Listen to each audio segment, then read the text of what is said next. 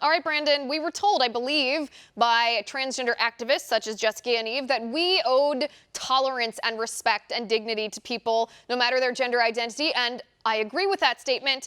But react to this video because this seems to be the opposite of tolerance and respect and dignity. This was a crime. Yeah, no, big time. Yaniv, though, is notorious for this kind of thing. This isn't the first time.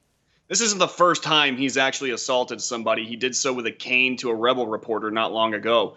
Yaniv is clearly a disturbed individual, always trying to push some of the weirdest stuff on people, as everyone knows.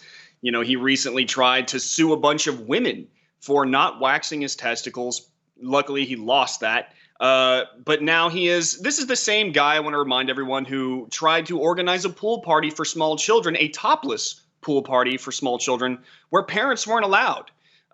This is a person who I don't necessarily think is actually transgender. I think he's mentally disturbed, and he is trying to basically do anything to give himself an advantage in this society. And clearly, being a transgender person in our mainstream society does give you a little bit of a protected status, and I think he's trying to utilize that to its maximum effect, which is sad because it's hurting a lot of people in the meantime. Yeah, I mean, it's really sad to see this. It's sad to see this individual so disturbed, and it's sad to see him breaking the law and assaulting someone else. I mean, he did try, the lawsuit that I referenced before, when he tried to force estheticians at waxing boutiques to wax his testicles, he sued them and claimed a human rights violation. He wanted to use the force of the law to force women to touch his genitals even though they didn't want to. And you need to think about that for a second. He wanted to use the law to force women to touch his genitals even though they don't want to.